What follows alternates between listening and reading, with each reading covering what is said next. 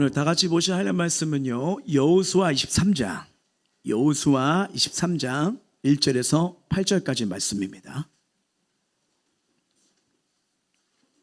여호수아 23장 1절에서 8절.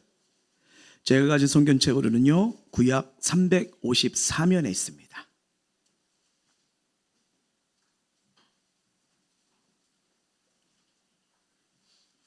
다 찾으신 줄 알고 제가 한 절, 우리 성전도 한 절 읽도록 할게요.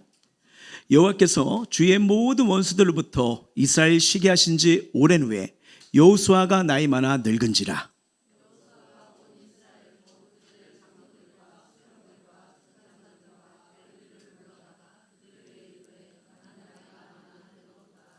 너희 하나님 여호와께서 너희를 위하여 이 모든 나라에 행하신 일을 너희가 다 보았거니와 너희 하나님 여호와 그는 너희를 위하여 싸우신 이시니라.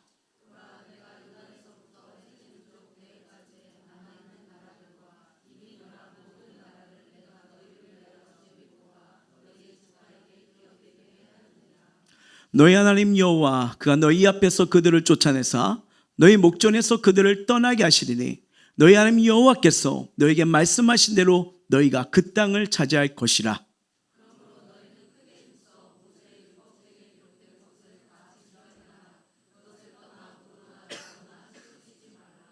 너희 중에 남아있는 이 민족들 중에 들어가지 말라. 그들의 신들의 이름을 부르지 말라. 그것들을 가리켜 맹세하지 말라. 또 그것을 섬겨서 그것들에게 절하지 말라. 오직 너희 하나님 여호와께서 가까이 하기를 오늘까지 행한 것 같이 하라. 아멘. 자, 오늘은 잊지 말아야 할 하나님의 한량없는 은혜라는 말씀을 가지고 함께 은혜를 누리고자 합니다. 1995년 12월 31일에 워싱턴 포스터지는요, 이 몽골 부족을 통일한 뒤 이 세계 정복에 나섰던 징기스칸을 지난 1000년 동안 인류에게 큰 영향을 준 인물로 선정하게 됩니다. 당시 몽골은요, 이 어린아이와 노인까지 다 합쳐서 인구가 200만도 안 됐대요. 근데 그러니까 전쟁을 해도 동원할 수 있는 이 병력이 10만 명이 될까 말까 그 정도였대요. 근데 여러분, 그 징기스칸이 이 정복했던 땅이요, 777만 제곱킬로미터였답니다. 그러니까 동서남북으로 약 2800km가 뻗어나가는 어마어마한 영향을 끼쳤다는 거예요. 여러분, 그 더 이상 정복할 땅이 없어 울었던 이 알렉산더 대왕 들어보셨잖아요. 이 대왕이 점령했던 이 348만 제곱밖에 안 됐는데 몽골 제국은요, 그 2배가 넘는 땅을 정복을 해버린 거예요. 그래서 징기스는 자기들이 살던 자기들의 인구보다 무려 100배나 많은 유라시아 대륙에 2억의 인구를 단 30년 만에 정복하고요, 150년 동안 그 나라들을 지배했습니다. 근데 이 징기스칸으로 하여금 이런 놀라운 일을 하게 된 거는요, 그가 가장 안겼던 그 톤유크쿠의 가르침을 늘 가슴에 새겼대요. 몽골의 통합을 이렇게 통일을 이뤘던 인물이거든요. 그 톤유크쿠는 몽골족의 한마디로 군주였습니다. 근데 그의 가르침이 뭐였냐면요, 후배들에게 이런 가르침을 남겼대요. 어떻게 하냐면, 성을 쌓는 자는 반드시 망할 것이며 끊임없이 이동하는 자만이 살아남을 것이다 라고요. 그럼 이 말의 핵심이 뭘까요? 현실에 안주하지 말라는 거죠. 자기를 계속 새롭게 하지 않으면 결국 언젠가는 무너질 수밖에 없다는 거. 아무리 지금 크고 견고해 보여도 변화하지 않으면, 깨어있지 않으면, 자기를 새롭게 하지 않으면 역사 속에 사라진다는 뜻이에요. 여러분, 영원할 것 같은 로마요, 사라지잖아요. 그리고 강대국이었던 소련 무너졌잖아요. 이게 세계사를 마찬가지고 우리 주변을 봐서도요, 영원하지 않다는 것을 보게 되는데, 근데 여러분, 그런 강대국이 무너졌을 때 외부의 침략보다는 로마 같은 경우에도 내부에서 부정부패로 인해서 무너진 걸 우리가 다 알고 있지 않습니까? 바로 이런 거예요. 그러다 보니까 이 징기스칸의 이 철학과 리더십은 오늘날까지도 우리에게 적용되는 걸 보게 됩니다. 인생이란 끊임없이 변화 속에서 적응하며 살아가는 것도 좋지만 무엇보다 자기를 새롭게 만드는 변화의 삶이 없으면요, 어느 순간 무너지고 어느 순간 부패하고 어느 순간 흔들리고 그러다가 사라진다는 것을 우리는 역사를 통해서 보고 배우고 있습니다. 그런데 제가 왜 이 말씀 드리면요, 우리가 오늘 읽었던 이 성경 본문에도 이런 비슷한 긴장감이 흘러요. 여호수아가 아주 나이 많이 늙게 되어서 그가 죽기 전에 이스라엘 백성들에게 자기 인생이 어떤 인생이었고 한평생을 어떻게 살는지 유언적인 말을 하고 있는 게 본문의 내용이에요. 왜 여호수아는 죽기 전에 굳이 이런 자신의 고백, 여기까지 달려왔고 여기까지 승리했던 이유를 왜 이렇게 말한 이유가 무엇일까요? 여호수아는 그가 이스라엘 자손들에게 물려줄 수 있는 가장 중요한 유산은 자기가 한평생 붙들고 살았던 신앙이라 믿었기 때문입니다. 그리고 아직 가나안 정복이 다 완성되지 않은 상태에서 끊임없이 우상 숭배의 물결과 유혹과 풍조가 계속 밀어닥치고 있는 것을 여호수아는 이미 알고 있었어요. 그래서 그는 이제 인간의 한계가 와서 죽음이 얼마 남지 않았지만 지금 이 걸었던 이정표, 내 인생에 어떻게 여기까지 걸어온 줄 아니? 우리나라가 이렇게 어떻게 여기를 정복한 줄 아니? 누가 도와준 줄 아니? 이거를 다음 세대들에게, 후손들에게 지금 알려주기 위해서 지도자들을 부르기 시작합니다. 그게 1절에서 시작되는 거예요. 한번 읽어봅니다. 여호와께서 주의 모든 원수들로부터 이스라엘 쉬게 하신 지 오래누에 여호수아가 나이 많아 늙은지라 라고요. 여러분, 이 말씀을 보면 쉬게 하셨다는 표현은 매우 중요한 영적 의미를 담고 있습니다. 이 하나님께서 여호수아를 통해서요, 가나안의 주요 군사를 무너뜨리셨어요. 대항할 만한 조직적인 군사력이 가나안의 모든 것이 붕괴된 것입니다. 그러니까 이스라엘을 위협하던 더 큰 전쟁의 틀이 깨진 상태였어요. 근데 이것은 상당히 우리가 새기들어야 할 표현입니다. 이 말이 곧 가나안 족속이 완전히 사라졌다는 뜻이 아니에요. 알다시피 다 멸절을 하고 그랬지만 이제는 어느 정도 되니까 이 정도면 됐겠지 하고 남겨두었잖아요. 근데 여러분, 시간이 지나면서 그 남겼던 족속이 이스라엘에 계속 가시가 되고 고통을 주는 족속으로 일어납니다. 대표적인 나라가 어디죠? 블레셋이에요. 아예 초반부터 이거를 멸절을 했으면 이런 일이 없는 건데, 근데 이 뭐예요? 그 땅의 민간인들을 여전히 남겨놨다는 거예요. 뭐 이 정도면 되는 거 아니야? 안 그래도 되겠지 라면서요. 이전에는 칼과 창으로 하는 전쟁이었습니다. 눈에 보이는 적과의 전투였죠.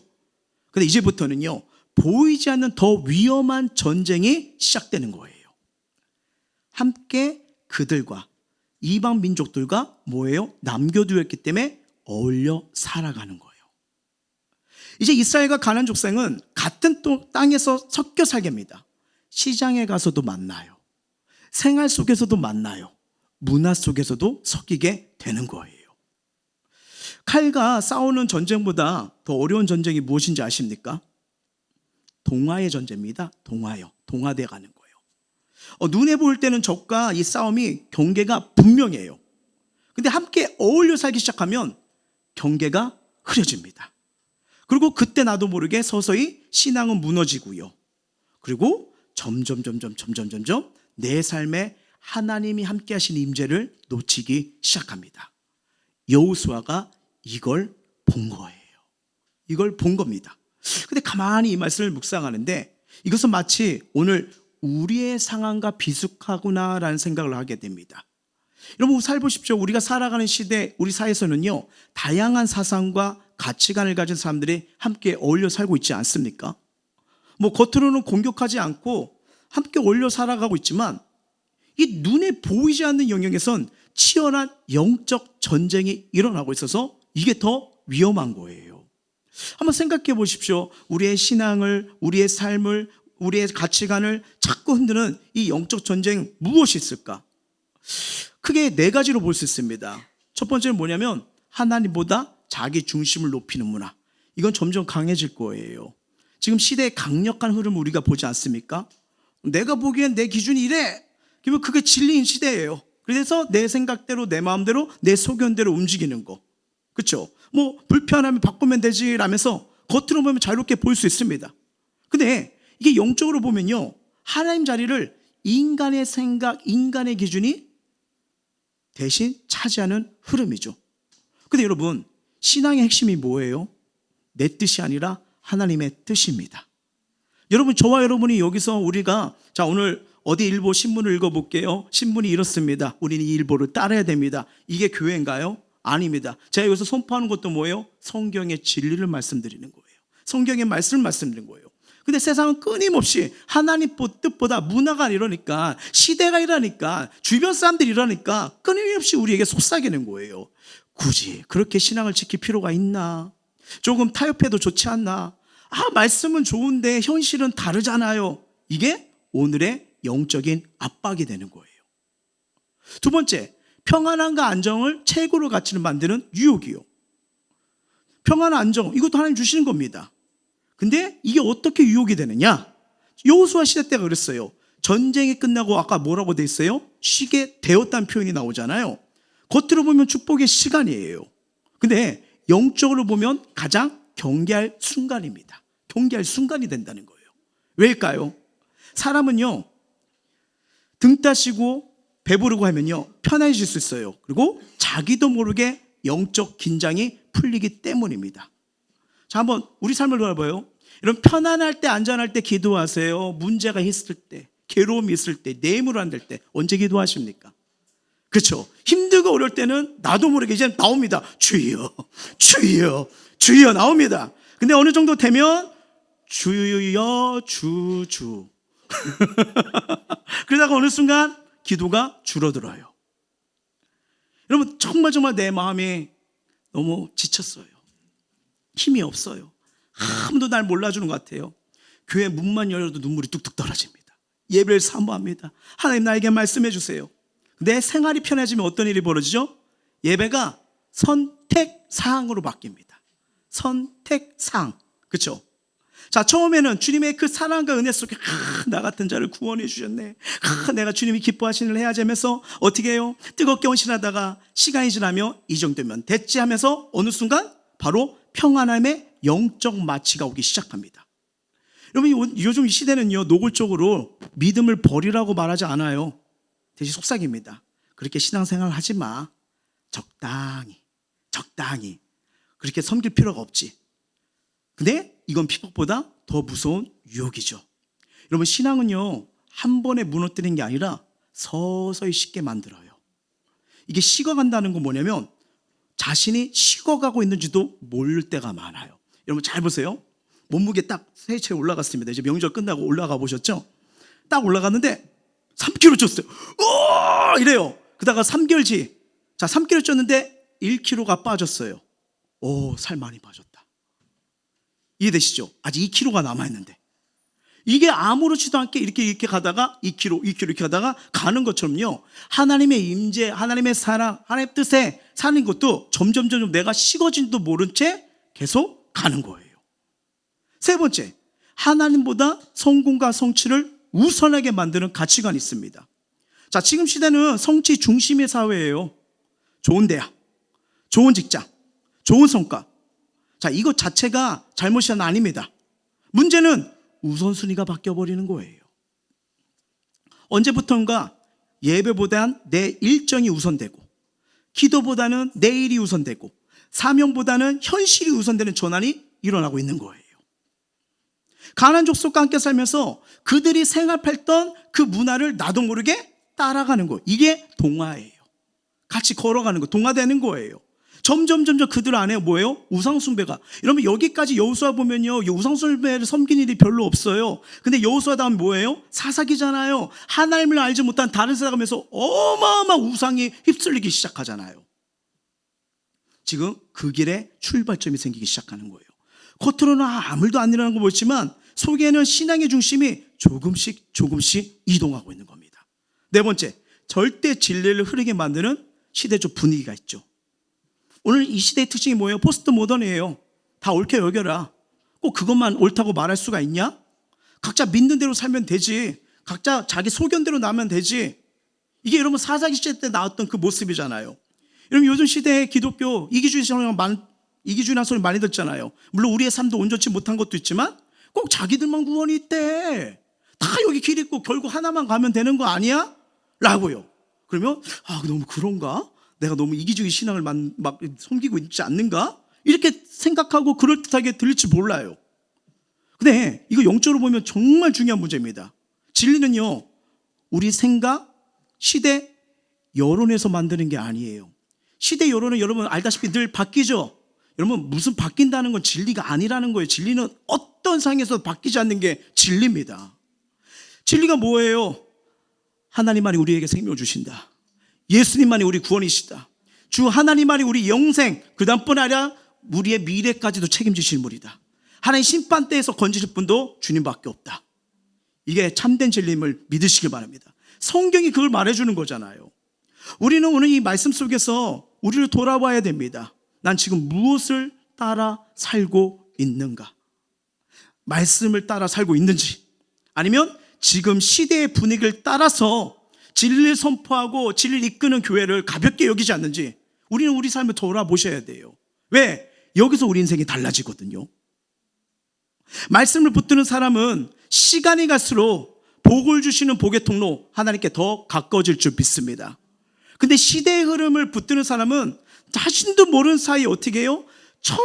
점점 하나님과 멀어지는 거예요. 오늘 이 말씀 통해서 우리의 중심이 다시 한번 진리가 되고 살 길이 되어주시는 하나님의 말씀 가운데 굳게 세워지는 은혜가 다시 임하길 예수의 이름으로 축원합니다. 지금은 여호수아 시대처럼 우리도 더 영적으로 깨어 있어야 할 때입니다. 지금은 칼의 전쟁이 아니라 가치관의 전쟁이잖아요. 생각의 전쟁입니다. 마음의 전쟁이에요. 이렇게 어둠은요, 이런 식으로 우리 삶에 스며들어요. 그래서 하나님은 오늘 우리에게 말씀하시는 거예요. 안주하지 말라, 섞이지 말라, 신앙의 중심을 지키라고요. 예, 이제는 가나안 족속들이 이스라엘 백성들의 이웃이 됐어요.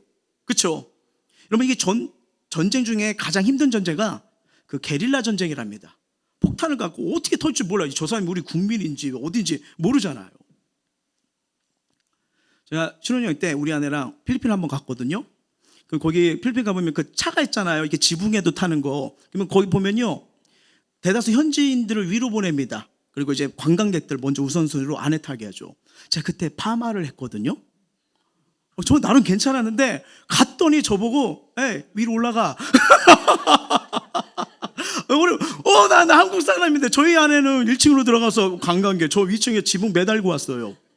안 된다고. 저기 관광객한테 먼저 준다고. 아이, 코리안 남매, 에이, 너. 누가 누구지? 거기는 알았구나, 날.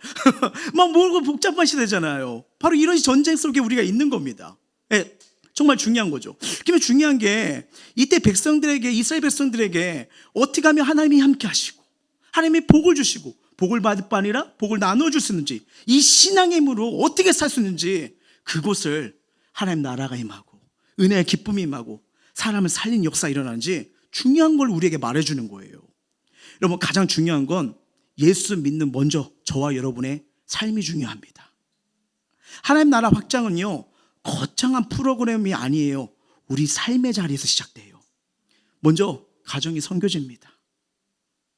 자녀들에게 보여주세요. 하나님이 얼마나 좋으신 분인지, 그리고 내가 그 예수님 만나 어떤 은혜, 어떤 역사, 어떤 도움을 받았는지 말해주십시오. 선교제예요. 직장이 선교제입니다. 학교와 일터가 바로 하나님이 보내신 현장이에요. 우리에게 우연은 없잖아요. 그래서 예수 믿는 나, 살아계신 예수님의 향기가 나타나는 대로 관계 속에서 일상 자리에서 복음의 향기를 나타내는 게 진정한 영향력이죠. 어떻게 하느냐? 먼저 내 주변 사람의 이름 마음 품고 기도하는 것부터 시작입니다. 기도가 시작되면 마음이 열리고 관계 문이 열리기 시작이죠. 힘들고 어려운 사람 먼저 평안이 오고 화목하게 풀어지도록 기도하십시오. 두 번째로 삶으로 먼저 복음을 보여주시는 겁니다. 불신자들, 이방 사람들은요, 우리 말보다 삶을 보거든요. 약속을 잘 지키는지, 정직하게 일하는지, 사람을 배려하는지, 힘든 사람을 그냥 짓지 않는지, 그때는 이해하지 않지만 점점점 인정하게 돼요. 세 번째, 기회가 올 때 자연스럽게 교회 또는 셀레브레 때 한번 초대해 보시기 바랍니다. 관계가 열리고 마음이 가까워질 때 함께 한번 예배 가볼래요? 우리 교회 좋은 몸 있는데 한번 같이 가보실래요? 부드럽게 연결되는 거죠. 왜냐요? 주님의 사랑을 보여주는 통로가 되잖아요. 얼마나 귀합니까? 그리고 우리 그리스도인들은요, 생활윤리가 중요합니다. 완벽할 수 없지만 인식하셔야 돼요. 예를 들어 적어도 우리 그리스도인들은 거짓말을 하지 않는다든지, 아니면 동거래를 깨끗하게 한다든지, 남을 불편하게 하지 않는다는 거, 이거 자주 삶 속에서 보여주는 거죠. 왜요? 그 삶 자체가 복음을 여는 통로가 되기 때문에. 그리고 중요한 게 있어요. 우리 그리스도께는 거룩한 자부심이 필요합니다. 거룩한 자부심이요. 물론 우리는 세상에서 모든 걸 가지지 않은 사람일 수 있어요. 괜찮아요. 근데 분명한 사실이 있습니다. 우린 하나님의 자녀입니다. 하나님 자녀예요. 이 정체성이 분명해질 때 우리는 신앙을 부끄럽게 생각하지 않고요, 삶의 자리에서 예수 믿는 기쁨과 행복이 얼마나 난지 드러낼 수가 있는 거예요. 물론 세상이 우리를 처음부터 이해하지 못합니다. 때론 비난하고 오해하고요. 밥 먹을 때 기도하잖아요. 부담스러워 여겨요.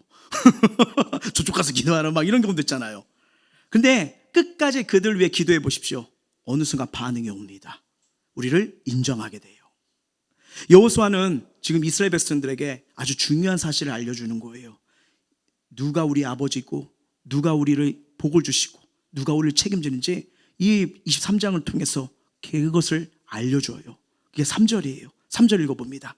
너희 하나님 여호와께서 너희를 위하여 이 모든 나라에 행하신 일을 너희가 다 보았거니와 너희 하나님 여호와 그는 너희를 위하여 싸우신 이시니라 라고요.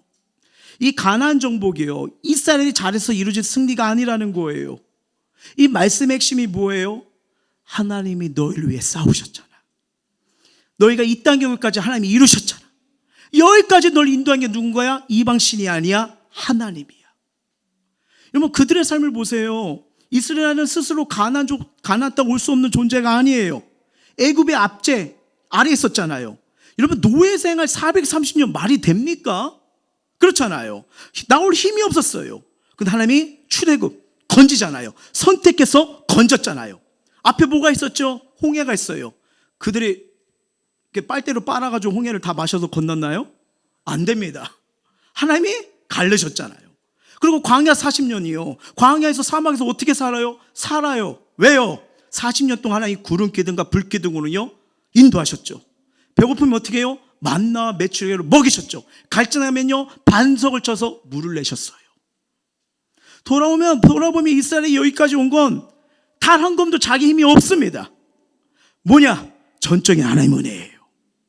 스스로는 뭐라고 했어요? 우린 메뚜기예요. 아무것도 할 수 없어요. 우리는 무슨 일을 할 수 없는 자들이에요. 우린 그냥 이렇게 살아야 돼요. 근데 하나님 뭐예요? 내가 싸우고 인도하고 너에게 꿈을 줄게. 새로운 인생을 줄게. 새로운 땅을 줄게. 이루신 게 하나님이에요.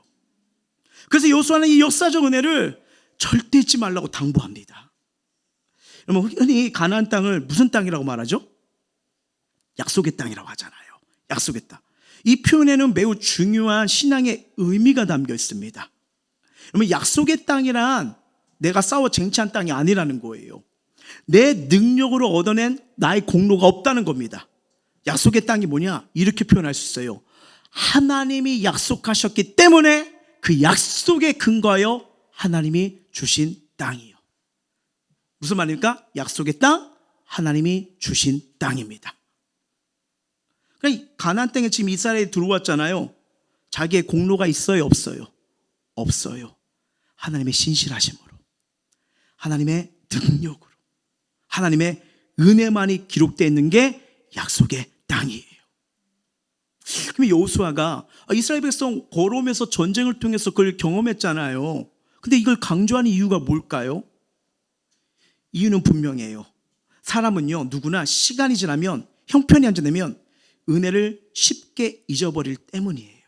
우리 이런 경우 있잖아요. 누가 밥을 9번 사줘요. 늘 감사해요. 근데 한 번 서운하게 했네? 그 9번 밥 사준 걸 잃어버려요. 한 번, 어떻게 나에게 이럴 수가 있어? 어떻게 나에게 고통을 전겼어? 이게 은혜를 쉽게 잃어버리는 게 우리 마찬가지 아닙니까? 그렇죠? 우리 자녀들, 엄마 아빠가 나한테 해준 게 뭐가 있어? 꿀방한테 미겨야 돼요. 아기가 태어나자마자 분유 타 먹습니까? 이렇게 0.5, 2mm 해서 내가 타 먹어야지. 그게 아니잖아요. 다 부모님의 도우심과 섬김과 희생에서 나온 거 아니겠습니까? 그런 거잖아요. 근데 이게 사람이 은혜를 내주며 주었던 거를 잃어버리면요, 다 내려놓는 거예요. 내려놓은 거예요. 처음에는 하나님이 하셨어요. 하나님이 도우셨어요. 이 사랑 잊지 않을게요. 고백하다 시간이 지나면 내가 열심히 했잖아. 내가 잘 선택한 거야. 난 역시 스페셜해. 이게 중심이 슬그머니 이동하는 경우가 많아요. 근데 가만히 보면 우리 인생도 그렇지 않습니까? 여기까지 온 것이 과연 내 힘 때문일까요? 지금까지 지켜진 것이 내 능력 때문일까요? 여러분, 우리 인생도 돌아보면 홍해의 순간이 있지 않았습니까? 그때 누가 건지셨죠? 광야 같은 시간이 있었고 눈물로 지새우는 밤이 있었지 않아요? 근데 그때마다 하나님 우리 위해 대신 싸워주셨고 대신 길을 열어줬고 여기까지 인도했기 때문에 오늘도 우리가 주님 앞에 서 있는 줄 믿습니다. 그래서 사도 바울은요, 이 에베소서를 읽어보면요, 하나님 은혜 속에 우리가 어떤 자인지, 어떤 존재인지, 그분의 사랑과 은혜가 없었으면 우리는 이렇게 죽을 수밖에 없다는 걸 알려줘요. 에베소서 2장을 보면요, 크게 우리 존재가 어떤 존재인지 세 가지로 말해줍니다. 첫 번째가 뭐냐면 2장 1절이에요. 읽어봅니다. 그는 허물과 죄로 죽었던 너희를 살리셨도다 라고 말해요. 여기에서 바울은 우리 상태를 약했다고 말하나요? 조금 부족했다고 말하나요? 아니요, 단호하게 말해요. 죽었던 너희라고 말합니다. 죽었던 너희.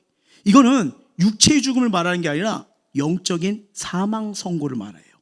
사망 선고. 여러분, 영적으로 죽었다는 게 뭡니까?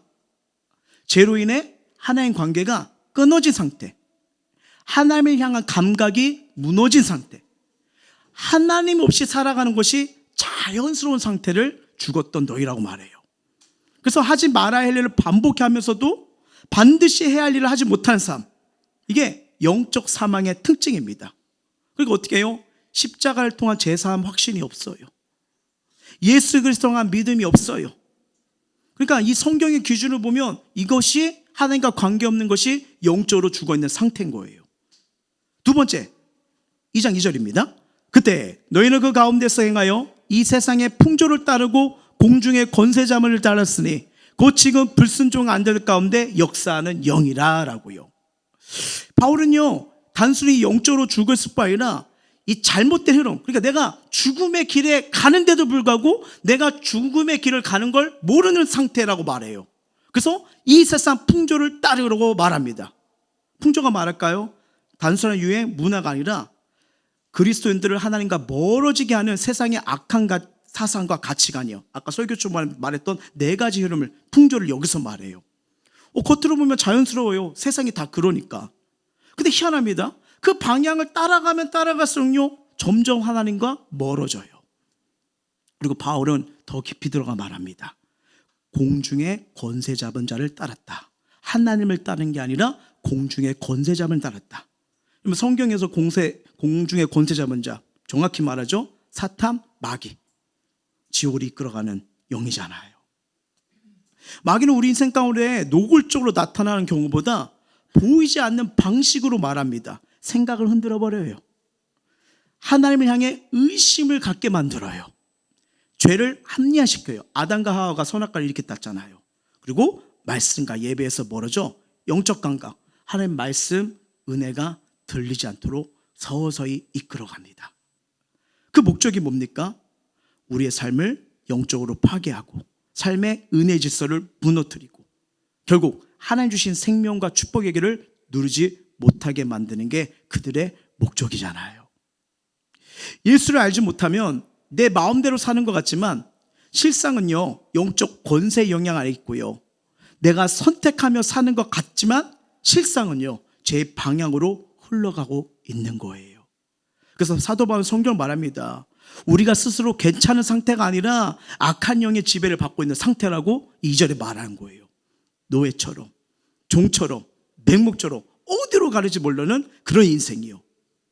그리고 이런 인생은 사도 바울이 세 번째로 뭐라면요, 진노를 받을 수밖에 없다. 하나님의 진노를 받을 수밖에 없는 상태를 말합니다. 자, 3절 읽어봅니다.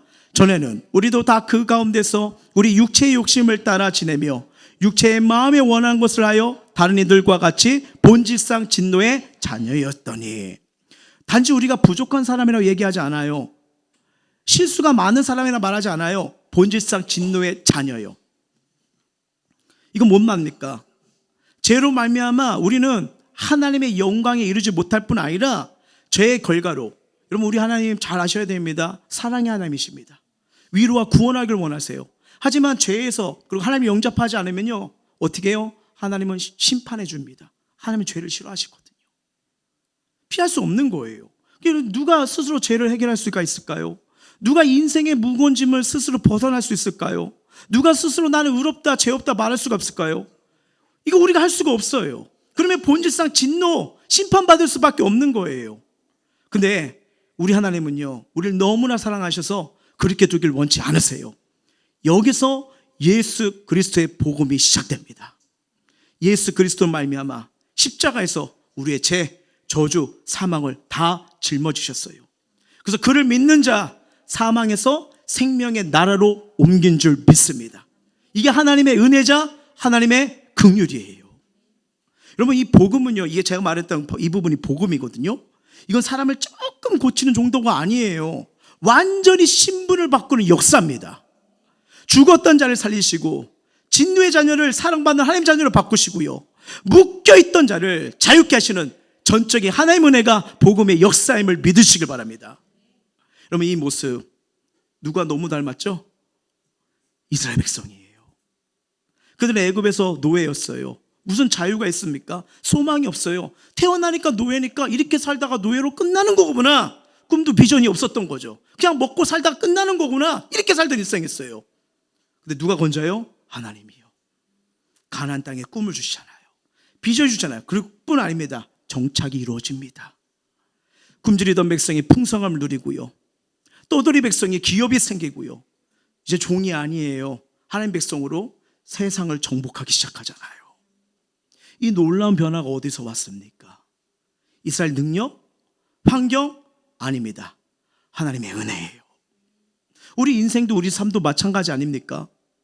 우리가 하나님의 자녀된 거, 오늘 우리가 이 자리에 예배해서 예배 드리는 거, 우리가 영육의 복을 누리는 거 하나님의 은혜입니다. 그래서 우리가 살면서요, 절대로 잊지 말할 것이 있어요. 오늘 여호수아가 그걸 말하는 거예요. 우리는 은혜로 산 자잖아. 난 하나님 은혜로 자녀가 된 자잖아. 난 하나님 은혜로 오늘도 내일도 살아가는 자야. 여러분, 이 고백이 분명해질 때 우리는 교만하지 않고요, 흔들리지 않고요, 더 겸손히 감사히 끝까지 하나님을 붙드는 삶이 될 줄 믿습니다. 그래서 여호수아가 이 이스라엘 지도자들에게 남긴 당부 속에는요, 큰 축복도 있고요, 함께 분명한 경고도 같이 담겨져 있는 거예요. 그게 뭐냐? 우리 승리의 삶, 축복의 삶, 풍요의 삶 봤잖아. 이제는 이걸 누려야 돼. 근데 그 삶을 놓쳐버리면 더 이상 우리 축복은 영원한 축복이 되지 않을 거야. 알다시피 시간을 흘러 이스라엘 백성은요, 아수르와 바벨론에 멸망당해요. 그게 뭐예요? 그동안 쌓았던 재산, 성읍, 가문에 있는 모든 것들, 전쟁 나니까 어떻게 해요? 다 빼앗겨요. 하나님을 놓쳐버리니까, 복을 주시는 하나님을 놓쳐버리니까 그동안 누렸던 것들이 다 사라지는 것을 우리가 경험하지 않습니까? 그래서 여호수아가 이렇게 말해요. 5절입니다. 너희 하나님 여호와 그가 너희 앞에서 그들을 쫓아내서 너희 목전에서 그들을 떠나게 하시리니 너희 하나님 여호와께서 너희에게 말씀하신 대로 너희가 그 땅을 차지할 것이라. 아멘. 잘 보였어요? 광야에서는 하나님 은혜가 늘 보였어요. 만나가 내려왔잖아요. 먹고 사는 거, 야, 이 땅 하늘에서 이렇게 먹을 거 내려온다? 이건 은혜야. 쉽게 인정할까요? 안 할까요? 인정하죠. 그렇죠? 인정하죠. 여러분, 애굽에서 나올 때, 여러분 어디서 이사하다가 예를 들어 어디 이렇게 주인집 밑에서 살아서 나왔을 때 주인집이 고생했다고 보석 주나요? 더 엎드려서 이제는 매매로 들어가요 하면서 이렇게 더 얹어주죠? 말도 안 됩니다. 근데 이스라엘 백성은 애굽에서 나올 때요, 애굽 사람들이 어떻게 해요? 보석과 옷을 줘요. 고생했다고. 왜요? 하나님의 마음을 감동시켰기 때문에. 그렇죠? 그러니까 그들이 뭐예요? 이거 하나님 주신 거야. 당연히 나오죠. 근데 가나안에 들어오면요, 상황이 달라집니다. 만나가 이제 알다시피 그쳐요. 스스로 농사를 지어야 돼요. 그리고 전쟁을 통해서 전리품을 취하게 됩니다. 그때 무엇이 찾아오느냐? 하늘일이 잘 풀릴 때 뭐가 찾아오느냐? 착각이 찾아올 때가 있어요. 내가 수고해서 얻었어. 내가 노력해서 이루었어. 하나님이 주셔서, 인도해 주셔서, 감동 주셔서, 보이지 않는 사람들의 생각, 마음을 주셔서 이걸 주셨다는 걸 서서히 잊어버려요. 그래서 하나님은 이미 이걸 아시기 때문에, 인간의 연약함을 아시기 때문에 모세를 통해서 가나안 땅 이미 들어가기 전에 이걸 말씀하십니다. 자, 신명기 8장 18절 보세요. 시작. 내 하나님 여호와를 기억하라. 그가 내게 재물을 얻을 능력을 주셨습니다. 이같이 하심은 내 조상들에게 맹세하신 언약을 오늘과 같이 이루려 하심이라. 아멘. 여러분 잘 보세요. 우리 하나님은요, 주고 싶은 하나님이에요. 풍성하게 채우실 분이에요. 재물, 은혜 구하십시오. 하나님 영광을 위해서 능력 주십니다. 그래서 그 땅에 가면 이제 하나님이 직접 주시는 게 아니라 백성들 가운데 풍요와 축복을 주셔서 재물을 얻을 능력을 주시다는 거예요. 농사의 지혜, 그 다음에 그 상황과 분위기를 잘 선택하는 지혜, 이렇게 해서 오게끔 주신다는 거예요. 수고도 하고 전쟁도 치지만 그 모든 속에서 작동하는 능력 자체가 하나님 주신 은혜로서 이끌어 간다는 거예요. 근데 그 전에 하나님이 경고를 하십니다. 17절입니다. 시작. 그러나 내가 마음에 이르기를 내 능력과 내 손의 힘으로 내가 이 잼을 얻었다 말할 것이라 라고요. 하나님이 이스라엘 미래를 정확히 아셨어요. 능력은 하나님이 주셨는데 결과를 자기 공로로 돌릴 걸 미리 경고하셨어요. 여호수아가 염려했는데 결국 이스라엘은 그렇게 가버렸어요. 지금의 풍요, 자기의 노력의 결과로 착각하지 않은 것. 여러분, 내 힘으로 살고 내 방법으로 살면요, 희한합니다. 더 지쳐가요. 더 힘들어요. 더 어려워요. 이 은혜를 역사를 경험한 세대가 사라지자 사사기가 시작되잖아요. 이스라엘 땅과 그 풍요, 자기 수고와 결과로 여기기 시작했죠. 그때부터 균열이 일어납니다. 하나님 주신 자유는 방종, 이제 내 마음대로 살 거야. 은혜는 당연한 거 아니야? 자녀니까 당연히 줘야지. 마침내 교만이 자리 잡히죠. 그 결과 삶에서 뭐가 사라져요? 감사가 사라지고 하나님께 영광 돌리는 예배가 무너지고 은혜의 감격이 식어버리기 시작하는 거예요. 오늘 우리 시대도 매우 비슷합니다. 내가 내 삶의 주인이라 여기고 내 판단이 기준이라 믿기 시작하는 순간 가장 먼저 사라지는 게 있어요. 그게 뭔지 아십니까? 감사가 사라져요. 왜냐하면 은혜를 잊어버렸기 때문에. 그래서 우리의 신앙 고백은 분명해야 됩니다. 내가 가진 것, 내가 이룬 것, 내가 누리는 것, 겉으로는 내가 수고한 것처럼 보일 수 있습니다. 그런데 그 모든 배후에는요, 재물 얻을 능력을 주신 하나님, 여기까지 인도하신 하나님, 지금도 붙들고 계신 하나님의 은혜가 있음을 잊지 마시길 주의 이름으로 축원합니다. 이 은혜를 기억한 사람만이 교만에 빠지지 않고요, 감사가 회복되고요, 예배가 살아나는 삶을 살게 될 줄 믿습니다. 그래서 여호수아는요, 지속적으로 복을 줄 수 있는 분이 누군지, 이 인생의 시작부터 끝까지 누가 책임질 수 있는지, 누가 너의 삶을 공급하는지 이 하나님을 잊지 말라고 이 말씀을 주는 거예요. 그래서 이 말씀의 원리를 통해서 우리가 고백하는 게 바로 이겁니다. 우리 한번 믿음으로 고백해 볼게요. 이 모든 것이 하나님의 것입니다. 하나님이 주신 겁니다. 하나님의 영광을 위해 허락하신 것입니다. 아멘. 이 고백이 우리 입술에만 머무는 게 아니라 우리 삶 속에 나타나길 원합니다. 그래서 이 은혜를 놓치지 않도록, 축복을 주시는 하나님 놓치지 않도록 여호수아는요, 분명한 말씀을 줘요. 그게 오늘 본문의 6절입니다. 6절 읽어봐요. 그러므로 너희는 크게 힘써 모세의 율법책에 기록된 것을 다 지켜 행하라. 그것을 떠나 우로나 자로나 치우치지 말라라고요. 여호수아가 여러분, 이 가나안, 내 인생에 내물하지 못하는 여리고의 문제가 있어요. 골리앗 같은 장애물이 있어요. 여전히 좌절하고 낙심하는 문제가 있어요. 근데 여호수아는 정복합니다. 그 비결을 알려주는 거예요. 여러분, 성경 보세요. 군사 전략이 안 나옵니다. 전투 기술이 나오지 않습니다. 뭐 얼마큼 모였냐 말하지 않아요. 언제나 승리는 딱 하나였어요. 여호수아의 고백이 뭐예요? 난 말씀을 붙잡았어. 그걸 얘기하는 거예요. 여호수아는 늘 자기 앞에 뭘 뒀대요? 여호와의 율법이요. 그걸 읽고 묵상하고 순종한 것뿐이에요. 그 결과 무엇이 되죠? 여호와의 말씀이 그의 생각을 이끌어버렸어요. 그 선택을 이끌어 주셨어요. 인생 전체를 이끄는 힘과 축복이 되었다는 거예요. 은혜를 오래 누리는 사람에게는 공통점이 있습니다. 공통점이 뭐냐면요, 환경이 아니라 말씀을 붙잡고 있어요. 이 말씀을 가까이 있는 사람은 교만하지 않습니다. 길을 잃지 않아요. 우로나 좌우나 치우치지 않습니다. 이 은혜가 우리 가운데 임하길 주의 이름으로 축원합니다. 혹시 잠시 놓았던 말씀, 쉬고 있는 큐티 생활로 인해 다시 한번 나에게 주시는 그 생명의 말씀, 오늘 내일을 인도하시는 말씀, 다시 주의 말씀이 우리 삶 가운데 회복되길 예수의 이름으로 축원합니다. 예전에 이게 EBS를 본 적이 있는데 이 북극해를 항해하는 배를 보면요, 그냥 앞으로 나가지 않더라고요. 북극에 뭐가 많죠? 얼음이에요. 그러니까 어떻게 되면 두꺼운 얼음에 가로막기 때문에 일반 배가 못 지나가요. 그래서 먼저 무엇이 가냐면 세빙선 들어보셨죠? 세빙선, 두꺼운 배. 얼음을 팍 깨쳐나가더라고요. 그리고 그 뒤에 오는 배들이 안전하게 전진하게 되더라고요. 여호수아가 그걸 얘기하는 거예요. 그는 자기 계획, 자기 생각을 앞세우지 않아요. 언제나 하나님의 말씀을 앞에 세워요. 그래서 여러분, 우리가 이렇게 성경 말씀 보면요, 이스라엘이 전쟁할 때 앞에 뭘 메고 가죠? 언약궤예요. 하나님 임재, 하나님 말씀을 상징하거든요. 그래서 전투할 때 언약궤를 앞에 메고 간 거예요. 그게 갈 때마다 전쟁에서 승리했어요. 암울한 현실에 빛이 오기 시작했어요. 이처럼 하나님의 말씀을 꾸준히 묵상하고 그 말씀 따라가는 대로 순종했더니 가나안 정복의 은혜를 주신 겁니다. 그러면 오늘 우리가 이 세상에서 승리의 삶을 위해서 가장 중요한 첫걸음이 무엇일까요? 먼저 말씀이 들려주는 예배로 교회로 모이시는 겁니다. 복인 거예요.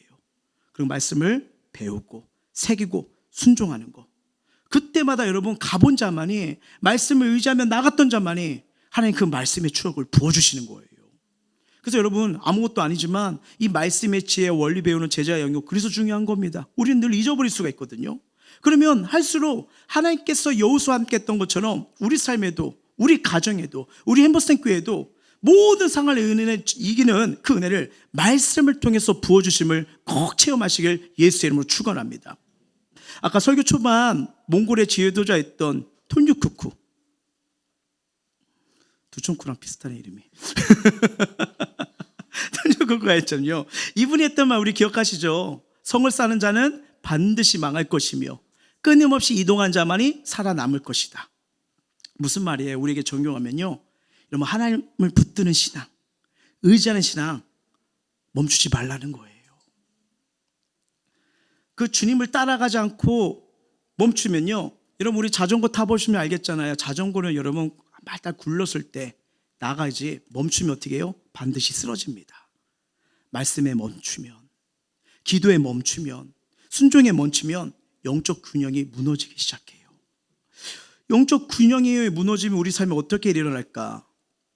유명한 신학자요 설교자인 데오드로 박사가 있어요. 이분이요, 이 부분에서 이스라엘 백성이 하나님을 떠날 때 크게 세 가지가 상실되는 걸 보게 되었대요. 구약을 보면서요. 크게 세 가지 상실. 내가 우리도 한번 이건 봤으면 좋겠다는 생각이 들어요. 어떤 것이 상실되면 크게 세 가지 이겁니다.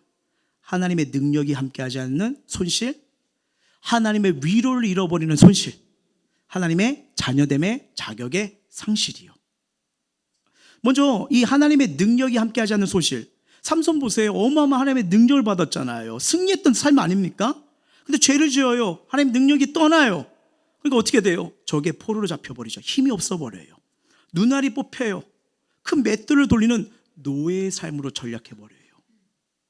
그러니까 무슨 말이에요? 하나님의 능력이 떠난 인생은 포도나무 줄기에서 떨어진 가지처럼 열매 맺지 못한 삶을 살게 된다는 거예요. 그럼 하나님 위로를 잃어버린답니다. 여러분, 인생이 지치고 힘들 때 하나님 위로는 어두운 가운데 빛이 되잖아요. 사막의 오아시 같은 은혜를 주지 않습니까? 다시 일어서게 해줘. 가던 길을 끝까지 갈 수 있던 에너지를 제공해 주잖아요. 근데 하나님을 떠난 인생은요, 이러한 위로와 사랑을 받지 못하고 점점 외로워져요. 점점 두려워져요. 점점 불안 가운데 살아야 돼요. 소망, 꿈이, 비전이, 사명이 상실된다는 겁니다. 그리고 하나님의 자녀됨의 자격의 상실이요. 하나님의 선민으로 누리는 자격이 상실되어서 그들에게 복종하던 그떤 거민들이 나중에 어떻게 해요? 그 작은 민족들이 일어나서 공격하기 시작하잖아요. 지배를 당하기 시작하네요. 나중에는 언약궤를 블레셋에게 뺏기는 것 같이 우리가 보게 되잖아요. 마치 탕자가 아버지를 떠나서 자기 마음대로 살 때처럼 이 짐승처럼 살게 되는 겁니다. 내가 누리고 살았던 모든 것은 하나님의 자녀로서 주어진 것이지 돈이나 소유가 준 것이 아닌 것을, 모든 걸 잃어버렸을 때, 이스라엘 백성이 모든 걸 빼앗겼을 때, 포로가 되었을 때 우리가 하나님을 놓쳐서 이런 게구나, 다 빼앗기고 뒤늦게 후회하게 되는 걸 알게 되잖아요. 여러분, 자격을, 하나님의 자녀된 자격을 상실하면 살아갈 이유, 목적을 잊어버리게 됩니다. 이걸 사명이라고 하거든요. 이 사명을 상실하면, 여러분 성경 보세요. 우리 하나님 자녀 또 뭐라고 말하면 상속자라고 말합니다. 상속자요. 하나님 주시는 상속을 잊어버리게 돼요. 예. 그러니까 이 세상에서 이길 힘이 없어요. 그리고 내가 지금 잘못된 길로 이 세상의 풍조를 따라가는 것도 발견하지 못해요. 왜요? 그 어둠이, 악한 영이 지배하는 걸 짓밟을 권세가 없기 때문에요. 그래서 나도 모르게 어떤 노예? 제 노예로 끌려갈 수밖에 없는 겁니다. 그래서 여호수아는요, 오늘 본문을 통해서 반드시 붙들어야 할 한 가지를 말하는 거예요. 이스라엘 백성이 가나안 땅에 들어가서 다른 위기가, 큰 위기가 아닙니다. 전쟁이 아니에요. 먹고 사는 문제가 아니에요. 가장 큰 위기는 뭐냐면 하나님을 잊는 게 위기인 겁니다. 하나님의 은혜를 잊어버리는 거예요.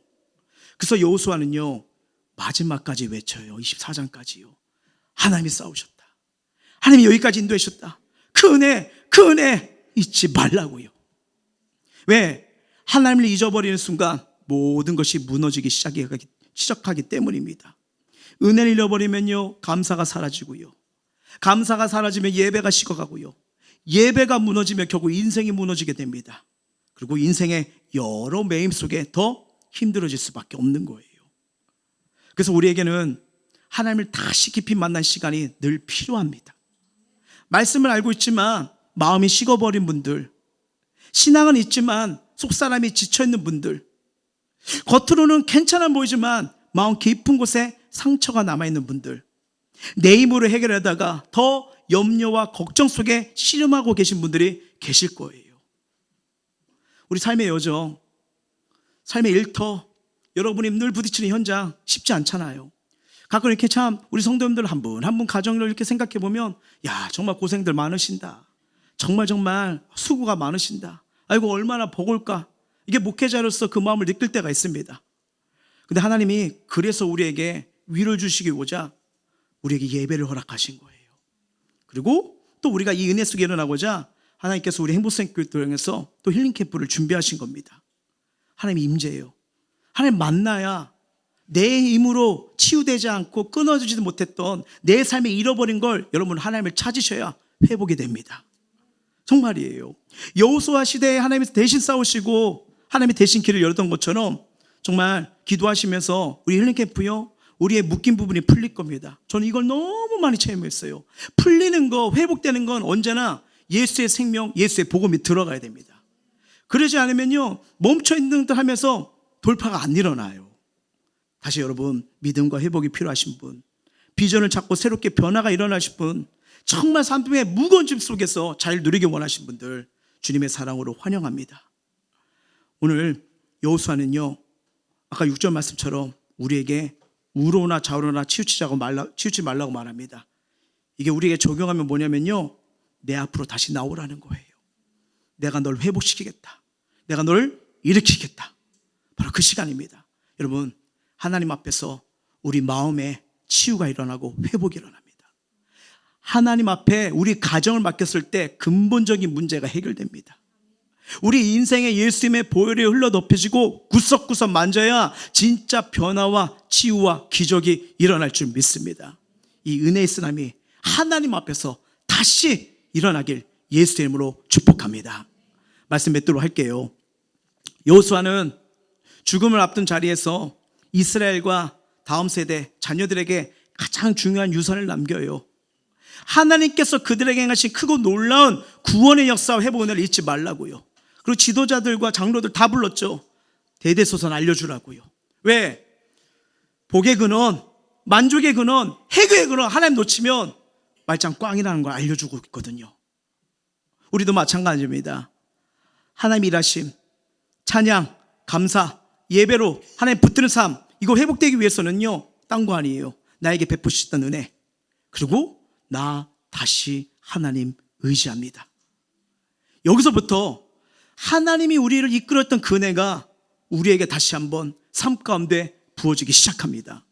여러분, 이 하나님의 은혜가 임해야 잃어버렸던 기쁨이 회복되고요, 맡겼던 삶의 문이 열리고요, 하나님의 축복이 다시 한번 내 안에 흘러요.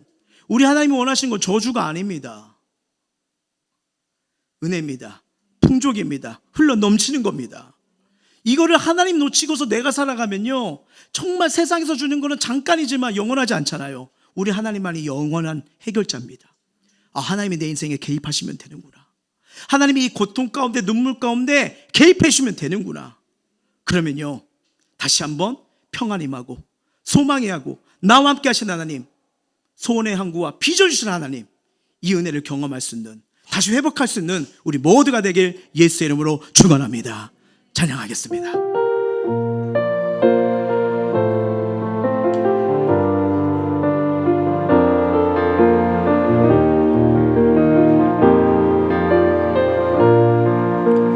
내가 누려왔던 모든 것들이, 내가 지나왔던 모든 시간이, 내가 지나왔던 모든 시간이, 내가 걸어왔던 모든 순간, 당연한 것이 아니라 은혜였습니다. 당연한 건 아니라 은혜. 자, 아침에 해를 보고 저녁에 노을을 볼 수 있는 것도 은혜예요. 아침에 해가 뜨고 저녁에 노을, 봄의 꽃향기와 가을의 열매, 변하는 모든 계절의 흐름을 보는 것도 변하는 계절의 모든 순간이 당연한 게 아닙니다. 은혜입니다. 당연한 건 아니라 은혜여. 모든 것이 은혜, 모든 것이 은혜,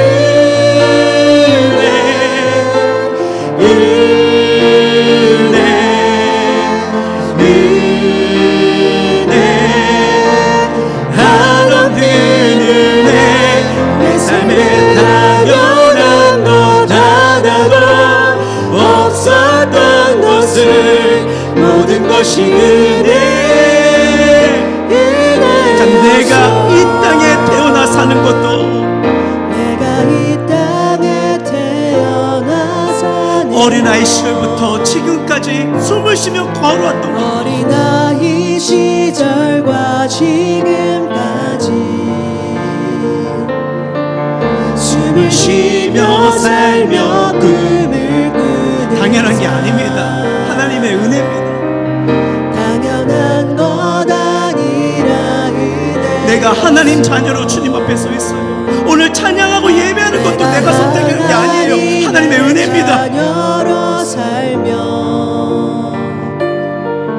오늘 찬양하고 예배하는 받은 사랑을 전해주는 것, 이 복음을 전하는 축복도 당연한 게 아니라 은혜입니다. 전할 수 있는 축복이 당연한 것 아니라 은혜. 자, 모든 것이 은혜입니다. 모든 것이 전적인 하나님의 은혜입니다.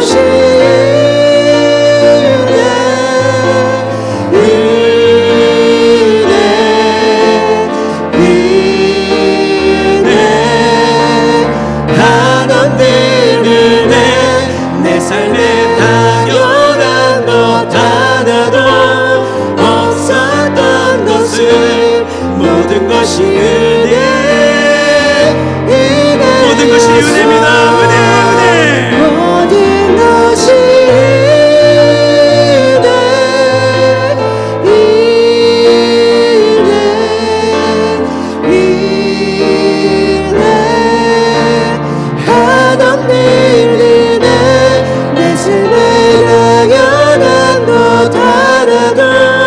없었던 것은 모든 것이 은혜였어. 오늘 말씀을 가슴에 새기며 우리 기도하기를 원하는데요, 우리는 하나님의 한량없는 은혜 잊어서는 안 돼요.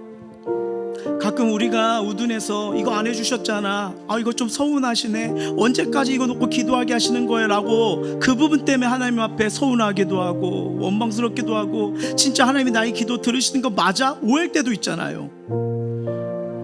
근데 가장 큰 은혜, 구원의 은혜를 우리에게 열어주시지 않으셨습니까?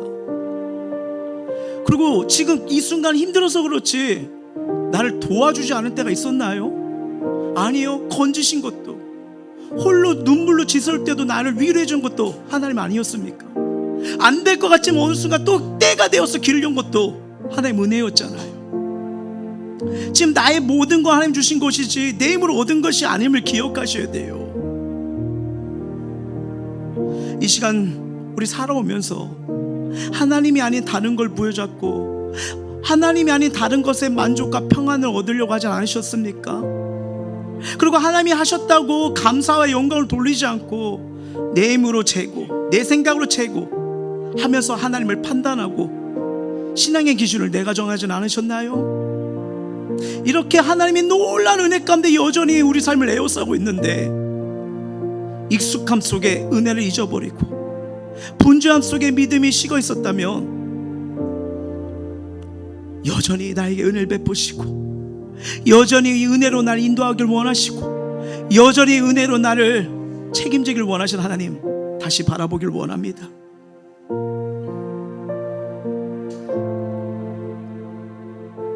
다시 굳어진 마음 녹여달라고, 지친 마음 지친 삶이 있다면 은혜로 새 힘을 달라고,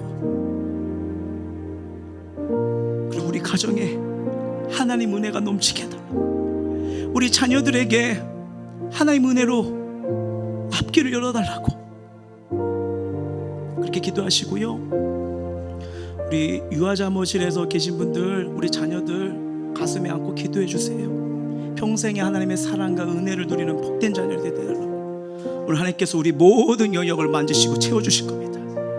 이 은혜 오직 은혜로 살게 해달라고, 은혜를 놓치지 않게 해달라고, 끝까지 은혜 붙들며 걸어가는 인생이 되달라고 우리 마음을 통하고 입술 열어 간절히 기도하겠습니다. 사랑해 주님,